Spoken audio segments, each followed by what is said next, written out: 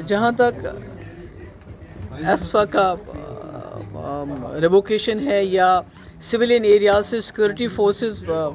باہر نکالنے کی بات ہے، بیرکس میں آرمی کو بھیجنے کی بات ہے، یہ جموں کشمیر کے لوگوں کی بہت ہی امپورٹنٹ ڈیمانڈ رہی ہے اور کئی سالوں سے رہی ہے، اور پی ڈی پی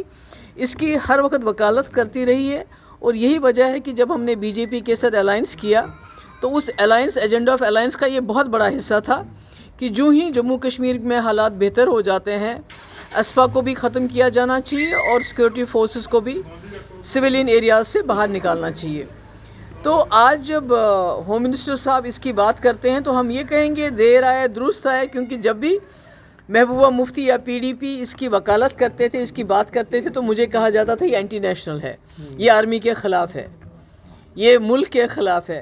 تو اب ہم یہ سوچ رہے ہیں کہ بات الیکشن کے وقت انہوں نے کی ہے، کیا یہ واقعی سیریس ہیں یا یہ ایک جملہ ہے؟ کیونکہ آپ کو یاد ہوگا کہ جب انہوں نے کہا 2 کروڑ نوکریاں دیں گے ہر سال میں، انہوں نے کہا تھا کہ گیس کا سلنڈر کانگریس 450 میں دے رہی ہے، ہم 400 میں دیں گے. انہوں نے کہا تھا 15 لاکھ روپے ہم ہر غریب کے اکاؤنٹ میں جمع کرائیں گے. ایسا تو کچھ بھی نہیں ہوا. اور اس وقت میں سمجھتی ہوں کہ اگر واقعی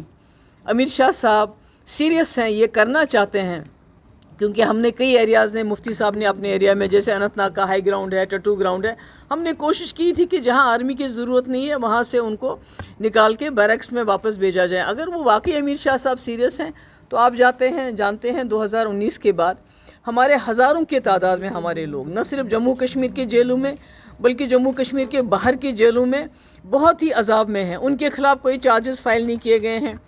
ان کا جو عدالتی کارروائی شروع نہیں ہو رہی ہے، بہت سارے لوگ اس میں بیمار ہیں، غریبوں کے بچے ہیں یہ. تو اگر وہ چاہتے ہیں کہ جموں کشمیر کے لوگوں کو جو انہوں نے زخم دیے کچھ اس میں مرہم ہو جائے، تو سب سے پہلے کتنے جرنلسٹ ہمارے بند ہیں، تو کم سے کم پہلے ان کو ریلیز کر دیں